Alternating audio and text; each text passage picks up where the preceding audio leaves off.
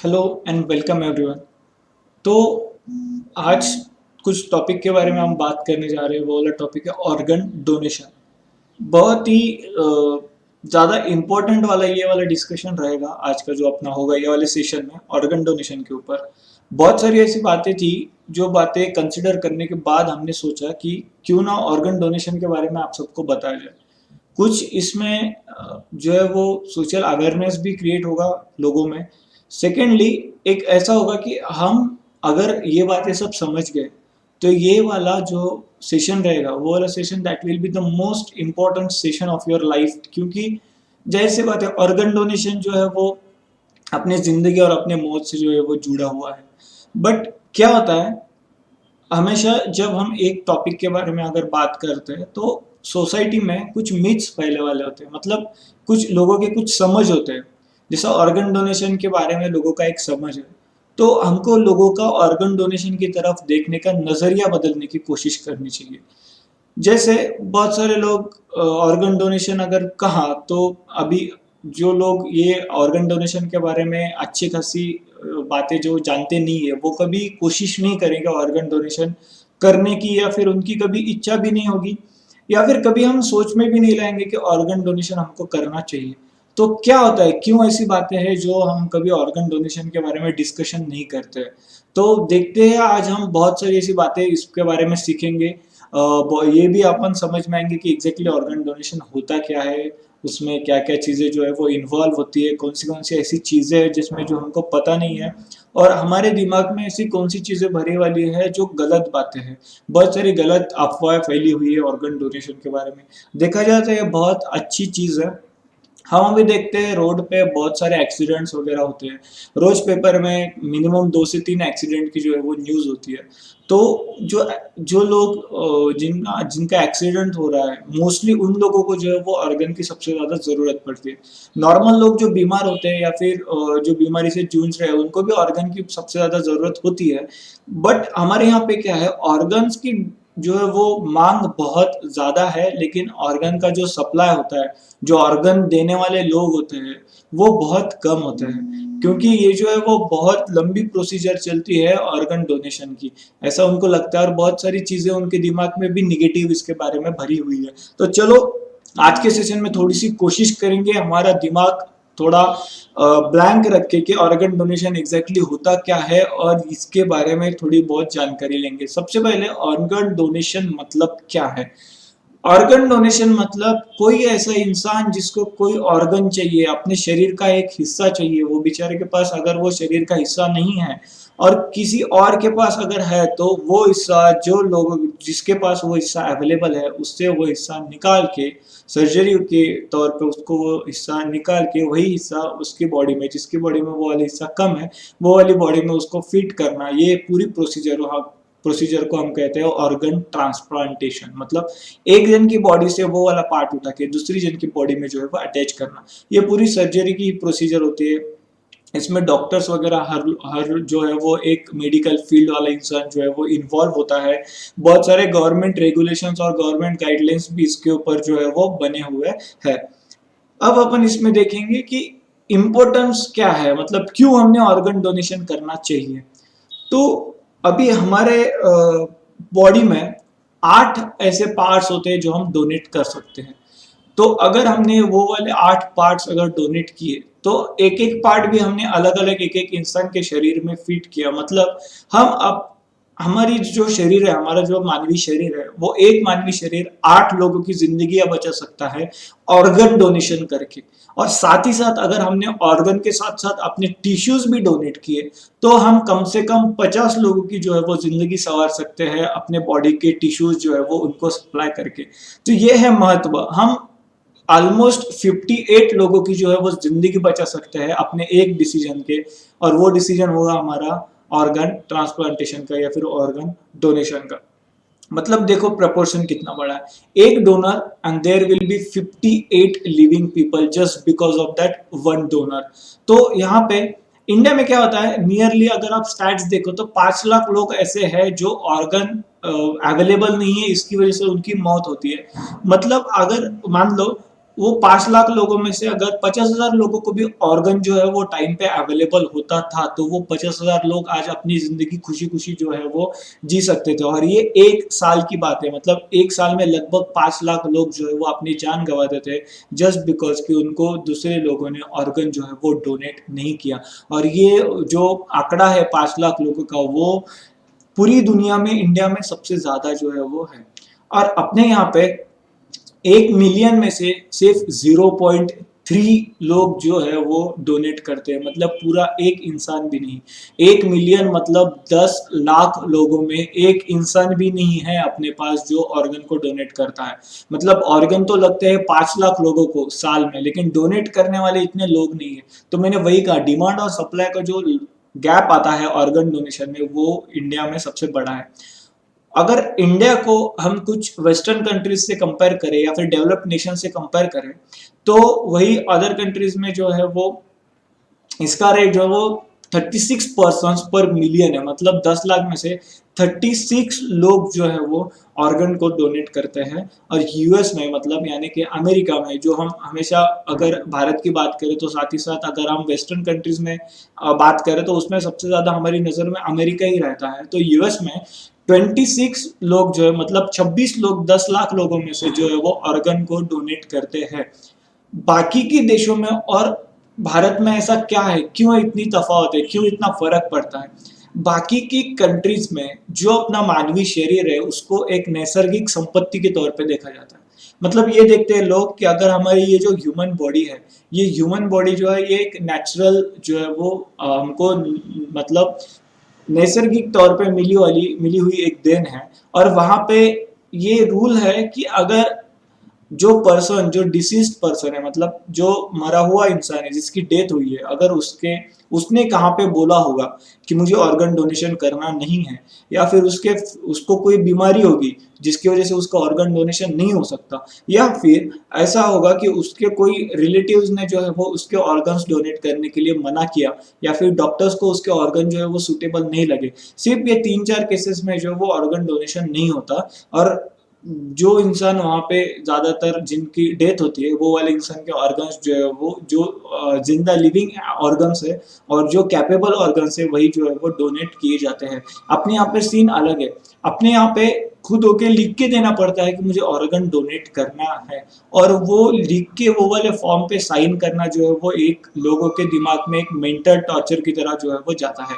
वैसे उसमें बहुत ज्यादा कुछ नहीं होता, but it is an human emotion जो हमारा बाद में आता है। अगर हम खुद के ही मौत के बारे में वहाँ पे दस्तखत करने लग जाए तो हमको कैसा लगेगा? तो ये एक कुछ इंडियन साइकोलॉजी के हिसाब से भी चलता है, जो वेस्टर्न रीजन में नहीं पाया जाता।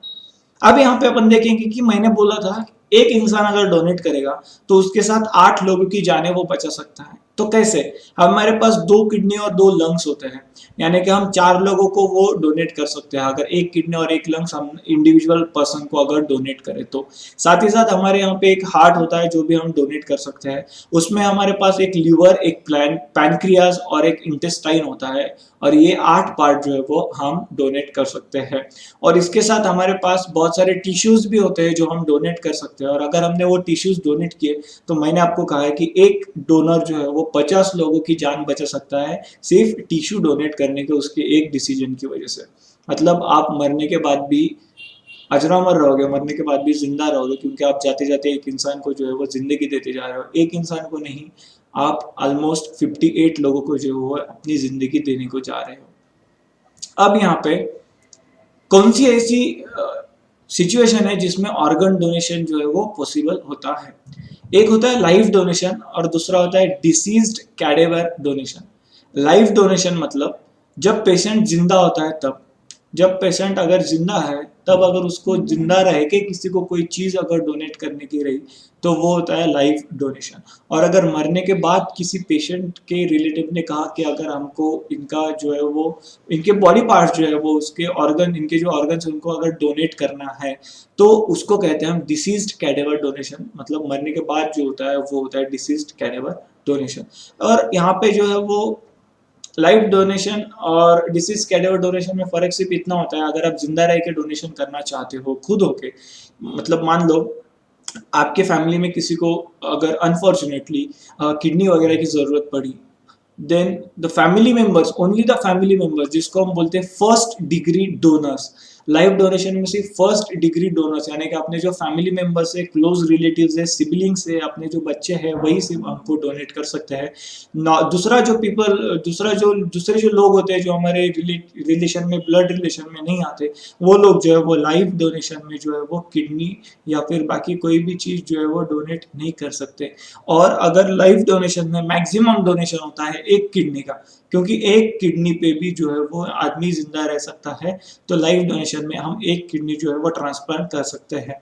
और डिसीज डोनेशन में हम जो जो पार्ट्स उसके जिंदा है वो सब जो है वो हम डोनेट कर सकते हैं।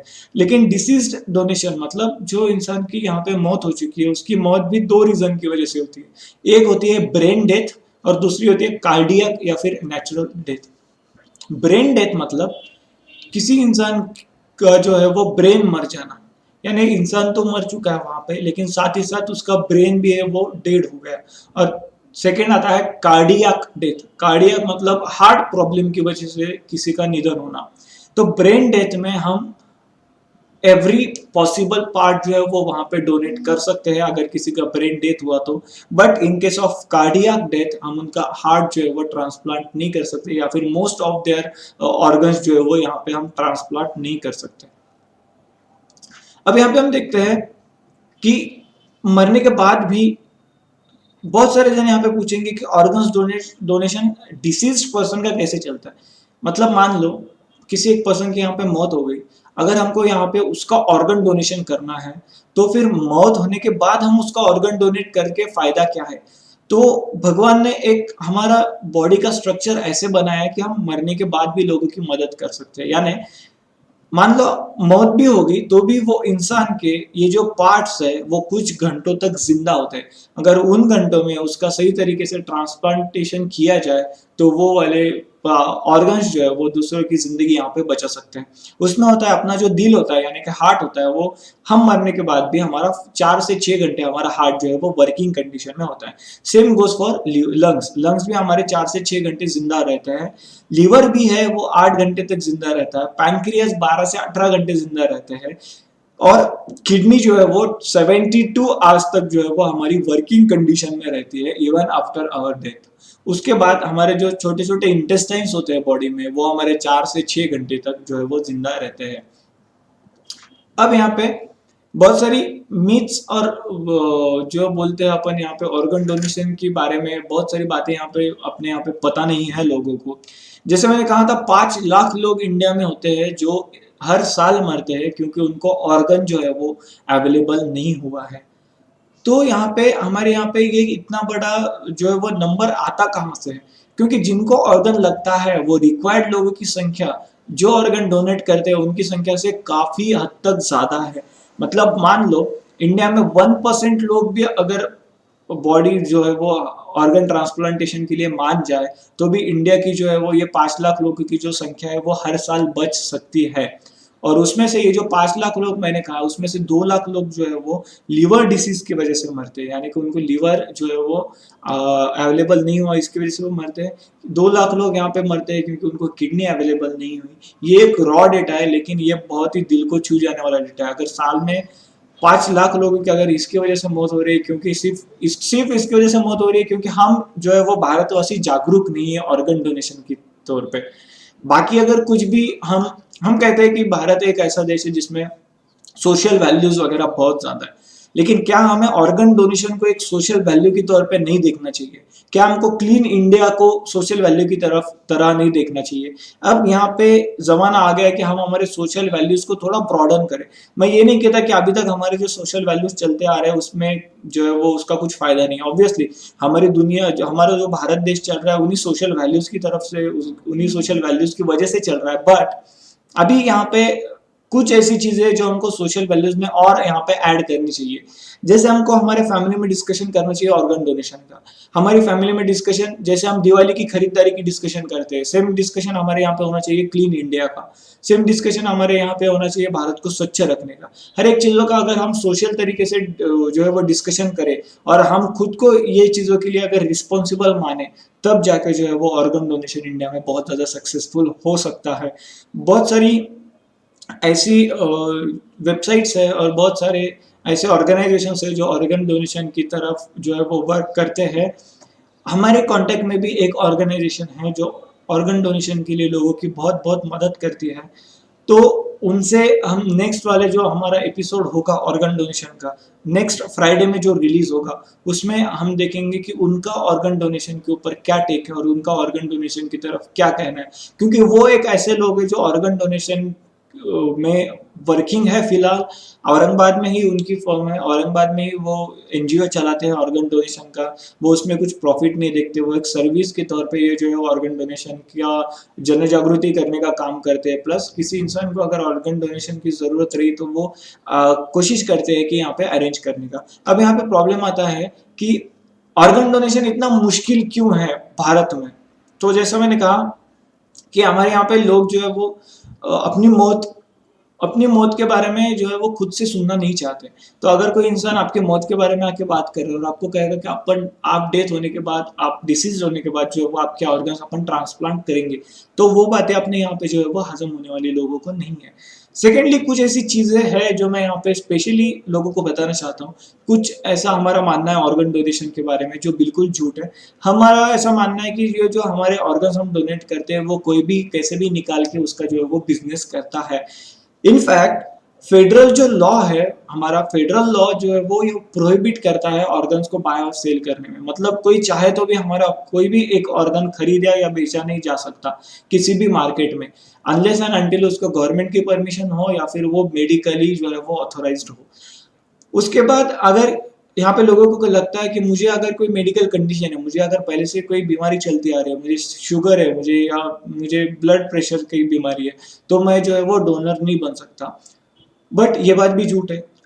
भले ही आप में कोई बीमारी है, फिर भी आपके उसमें से भी कुछ पार्ट्स जो है वो हम डोनेट कर सकते हैं। उसके बाद लोगों को लगता है कि अगर मैंने कहा कि मुझे लाइव डोनर बनना है, या फिर अगर मैंने मेरे लास्ट मोमेंट पे हॉस्पिटल को कहा कि मुझे डोनर बनना है, तो हॉस्पिटल वाले मेरी जान की परवाह नहीं करेंगे। एक्चुअल में ऐसा होता नहीं है। हॉस्पिटल वाले उल्टा वो लोगों की तरफ सबसे ज़्यादा ध्यान देते हैं जिन्होंने ऑर्गन डोनेशन में जो है वो अपना इन्वॉल्वमेंट बताया है। उसके साथ साथ अपने को ऐसा लगता है कि अगर मैंने कहा कि मुझे डोनर बनना है तो मेरी फैमिली को मेरी बॉडी जो है वो फ्यूनरल के लिए नहीं दी जाएंगी। तो हालांकि ये भी बात सरासर झूठ है। आपकी बॉडी, अपनी जो फैमिली है उसको जो है वो अपनी बॉडी जो है वो फ्यूनरल के लिए दी जा सकती है, भले ही आप डोनर क्यों ना हो। उसके बाद लोगों के बीच में ये भी एक मीथ फैला हुआ है, ये भी एक झूठी बात फैली हुई है कि हमको अगर हमारे पार्ट्स डोनेट कर रहे हैं तो हमको खुद होके कुछ पैसे देने पड़ते हैं। बट ऑर्गन डोनेशन जो है वो उसके लिए ना आपको ना आपके किसी भी फैमिली मेंबर को कोई भी पैसा जो है वो खर्च करने की यहाँ पे जरूरत है। तो वही मैं यहाँ पे आज के सेशन में कहना चाहता हूँ। इसको अब समराइज अपन सिर्फ एक ही तरीके से करेंगे कि जैसा हम बाकी के सोशल वैल्यूज मानते हैं, वैसा हम ऑर्गन डोनेशन को भी एक सोशल वैल्यू मानेंगे। ये जो 5 लाख लोग हर साल भारत में मरते हैं उसके लिए कहीं ना कहीं हम खुद भी जिम्मेदार है। हमने अभी तक कुछ नहीं किया या फिर हमारी फैमिली ने इसकी तरफ कुछ नहीं किया। जब तक हमारा एंगल ऐसा नहीं बनेगा और जब तक हम भारत को एक, चलो हम कहते हैं भारत को एक महासत्ता बनेंगे, बट ये छोटे छोटे डिसीजंस होते हैं जो हमको हमारी जिंदगी में लेने पड़ते हैं ताकि हमारा देश जो है वो भी आगे बढ़ पाए और हमारे देश में हमारे जो भाई है, हमारी जो बहनें हैं, उनकी जो है वो जिंदगी हम अपनी बचा पाए। भले ही अपनी मौत क्यों ना हो जाए, उसके साथ साथ अगर हम 50 से ज्यादा लोगों की यहाँ पे जिंदगी हम जाते जाते अगर बचा पाए तो मुझे नहीं लगता यहाँ पे किसी को ऑर्गन डोनेशन के ऊपर बहुत ज्यादा सोचने की जरूरत है। तो आज का सेशन हम यहाँ पे खत्म करेंगे। नेक्स्ट वाले सेशन में आएंगे वही एनजीओ के साथ जो एनजीओ औरंगाबाद में काम करती है ऑर्गन डोनेशन के लिए। ठीक है, थैंक यू एवरीवन, मेरी बातें सुनने के लिए बहुत बहुत धन्यवाद।